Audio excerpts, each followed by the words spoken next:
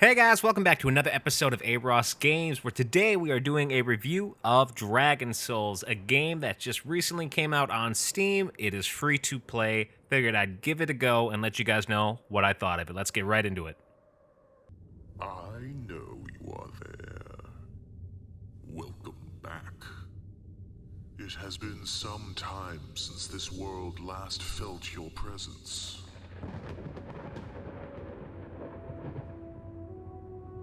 I sense confusion. To be expected. You will not remember the days in which you lived among us. None of you will.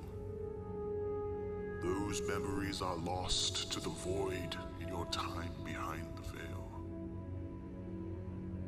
Now you return, a fresh soul in the skies of Reverath. This is a new beginning for you. This is a new beginning for us all. Before the veil was torn, the story was much the same as it always has been. War. War for power. War for control. And how can you blame them? It's in our nature. Dragons will always possess a desire for gold, a hunger for ancient secrets. We are beings of domination.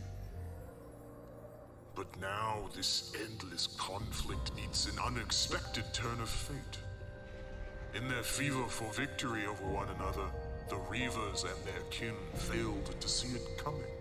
Whether by stroke of genius or foolishness, a relic is used, one that should never have seen the light of day, and thus, the veil enclosing our world is torn. It is on this day of Axis that you arrive. On this day, the forces of our world begin to shift. On this day, the essence of what it means to be a dragon evolves. With the veil now breached, our souls have become ethereal. You are not just one being of scale and blood, but an entity, a spirit. You can be many. You can be eternity. Today you arrive. A new dragon soul and a new Reverath. Be warned, Spectre. The war has changed. The board has reset. The battlefield is open and alien. There will be panic and rage. The dragons and lesser beings of this world will not adjust to the change with ease. Find what you need to hold on to your power. Be ruthless, be vigilant, and then, when you are supreme, we will see what the future holds and what role you will play in it.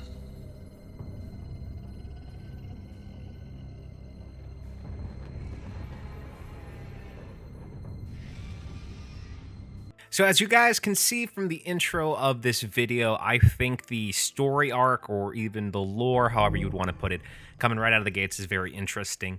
I do like it. I like the animations behind it. I like the art style behind it. I think it's actually very, very good. To make this video easy to digest, I'm just going to go over the pros, the cons, and what I would like to see in the future from this game.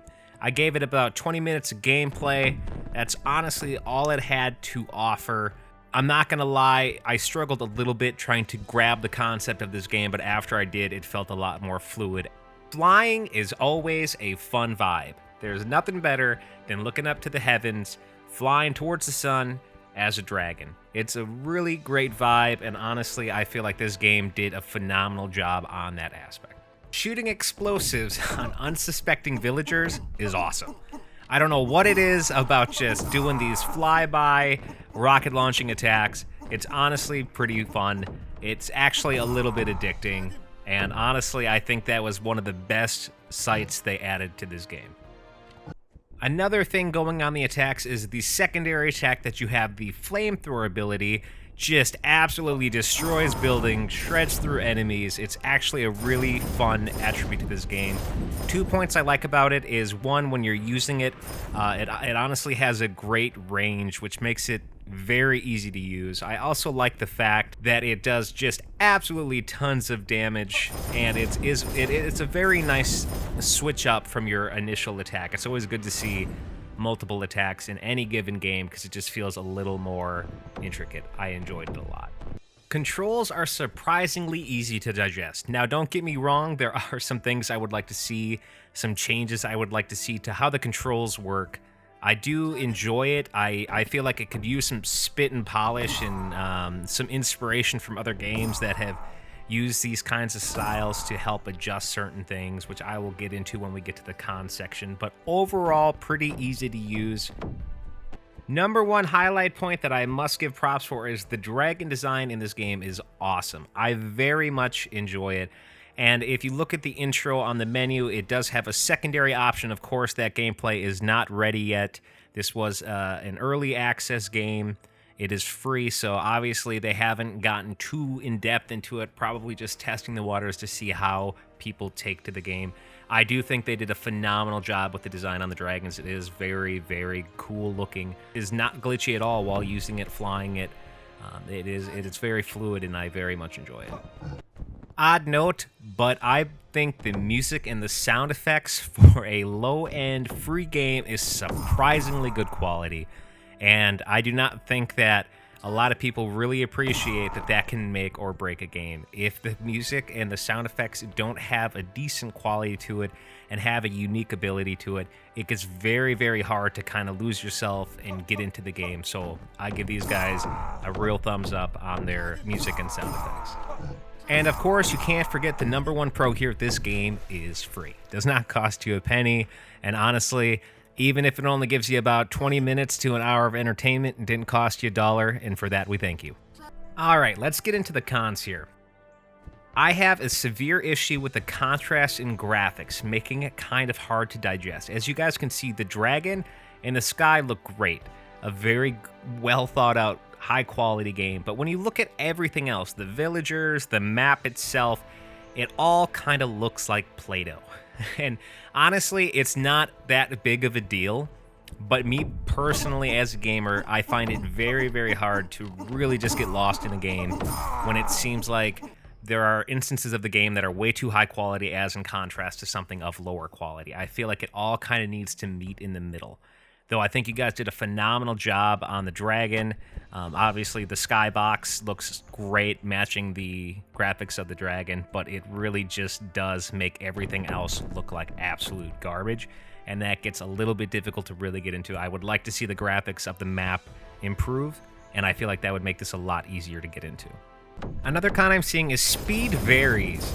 It seems a little hard to control at moments. As you can kind of notice, I don't know if it's easy for you guys to notice as viewers, but it's very easy to notice as the gamer. When I'm using the flamethrower effect on the ground, sometimes I zip around way too quickly, and I don't know if that's just an effect they added when you get too close to the ground, but it really only ever seemed to happen during the times I was using my flamethrower attack. It became very confusing, and it would also do other issues like this. When you're trying to do these really fun flyby attacks, which, by the way, it does feel phenomenal. It feels really great doing these flyby attacks. It seems a little hard to control the height and the angle of your dragon, which sometimes shoots you into the water. And I don't know if they added the water effect to punish you or not, but once you get in the water, you have to, like, climb out on shore. You can't fly away. And then once you get onto shore, I tried jumping a bunch of times to fly away. Maybe there's a button, I didn't know what it was. But it seems like I could not get takeoff after the initial hitting of the water, which kind of put this whole demure on it that it's like, all right, I understand that water's a hazard here, but you have to make the controls a little bit more user-friendly if you want people to avoid that, because it seemed almost too easy to just land right in the water. My number one negative note about this is the archers are OP. I don't know where you hired these guys from, but they are absolute snipers. I'm flying away, like half a mile away, and these guys are just nailing me. I will say this, it's fun to have some, well, of course, it's always fun to have some sense of difficulty, but it seems a tidbit unrealistic for how accurate these archers are. It does kind of, maybe perhaps adding like an aerial evasion kind of program to the game would make that a little more fun, to where, like, hey, they can be super accurate, but you also have abilities to defend yourself or to evade these attacks.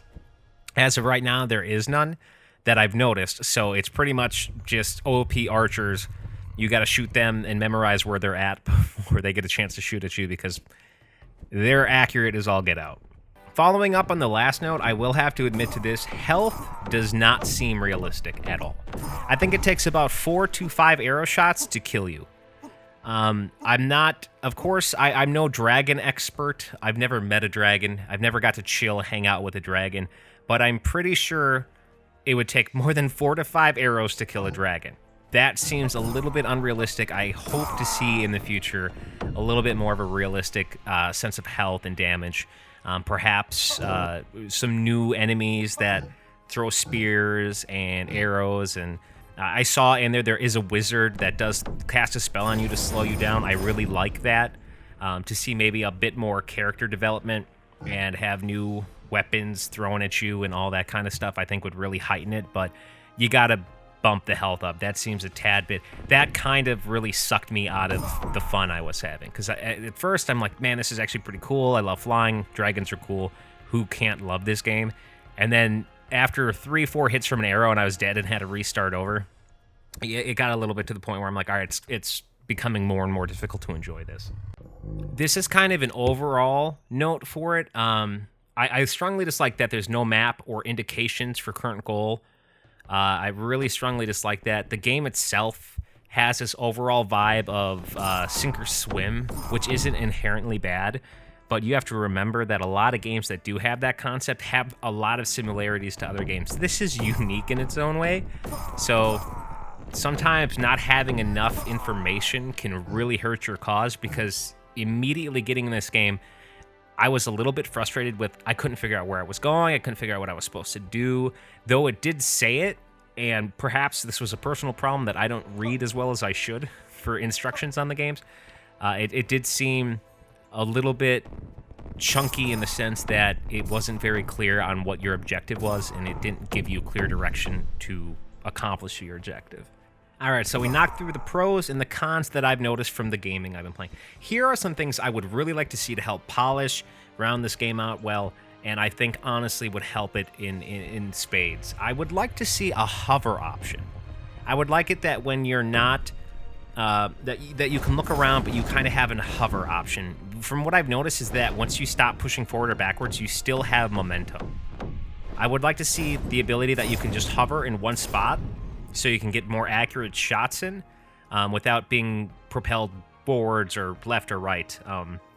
On top of that, too, I've noticed with the shooting, when you're angled, but you're holding W to fly forward, you can shoot attacks that way. But for whatever reason, if you let go of W, you hold D, but your mouse is still aimed at the guy, he'll shoot off to the right or vice versa to the left if you're holding the left. I would like to see that be a little more smooth.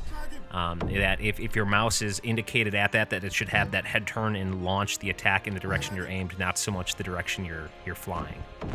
Another thing I would really like to see is I would like to see a space bar, maybe left control or left alt combo to adjust height, like space for up, left control for down. That way WASD is just directional and not omnidirectional. I would really like to see that. I feel like that became an incredibly disorientating feature, was that I would hold W, but if I aim up or down on the mouse, which is what you use to aim to shoot, it would also change how high or low you were going, which, like I mentioned earlier, I ended up in the water a few times. That was partially the problem for that, in my opinion. Another thing I would like to see is I would like to see a compass or indications for current goal. I know I mentioned that in the cons. This is an absolute must, in my opinion. I believe that a compass on the top for directional, and even combining the two, like a compass atop with little markers on there to indicate where towns are or enemies are, or at least like objective style. I feel like that is a must. It really does help the game, especially when you're on a time limit. This game is unique in the sense that you have a time limit to do all your destruction and obtain the goal, and that makes this game even more frustrating when you have no idea where anything is and you're kind of just flying blind and you have to guess. Another thing I would like to see is a possible tutorial or a pop-up guide for what the controls are on your first mission. I think it should say, because honestly, I accidentally found out that you have a flamethrower option. So it's left mouse click to shoot your blasts, and then if you hold the right mouse button and then click the left mouse button, that activates your flamethrower. That was all accidental. I didn't intentionally figure that out. I feel like there's a lot of things in this game that are not explained, and they should be. Because from what I noticed, my blasters really didn't do damage on buildings. It really only did damage to people. So I think you really need to use your flamethrower to destroy the buildings, and one of the missions is to get a lot of damage on buildings. So if your mission is to get damage on buildings and the attack you have to do it is not exactly the most obvious thing, that immediately creates a frustration where people are like, how do I do this? How do I beat this? And the last thing that I would like to see, this doesn't hurt or make or break the game, I think it would just be really, really cool moving forward. I would love to see customizable dragon skins. I really think that would be awesome. I think it'd be cool that you could maybe customize your own color coordinates, have different skin styles that let you change different things on there. I think that would honestly be a really, really cool attribute to this game. It'd make us feel a little more attached, a little more enveloped in the game. Me personally, I think that. And I think that would just be the coolest thing ever. I would also like to see a little bit more variation of attacks. Though, yes, the blast and the flamethrower are iconic dragon attacks. I would like to see some more attacks. You know, possibly even a customizable setup so you can set up your attacks the way you like them. Have maybe a few options, have some specials in there. Like, for example, when you fly through the air, you can hit X and it slams on the ground, dealing damage all around and destroying buildings. Stuff like that. I feel like that would really, really help this game, because that's the best part about this is chaotic destruction. You know what I mean? Like, really go hard with it. All right, guys, my overall of this game is it's very fun for those wishing to cause chaos as a dragon. You can't argue with the price, and I cannot wait to see what the designers for this game have in store for the future. Honestly, this is a good time. It's free. Doesn't cost you a penny. Give it a download. Have a little fun. And honestly, I think you guys should just download it, give it a try, and if you guys have any creative notes for how this could get better, comment them in the Steam store. I mean, I know with these small games, a lot of developers do check that stuff out, and who knows, maybe there's even a Discord floating out that they have. So, honestly, that's the coolest thing about these small games, is that if you give them what you think could help improve this game, if you give them the support, you give them the attention, the appreciation they deserve, because they worked hard on this. They did. You'd be surprised at what a game could turn into, and I would love to see this game turn into what I know it could be, and I hope someday soon it does. Anyways, guys, this is AROS Games. Thank you very much for watching. Hope you guys enjoyed this game review, and I will see you guys on our next episode. Later, gamers.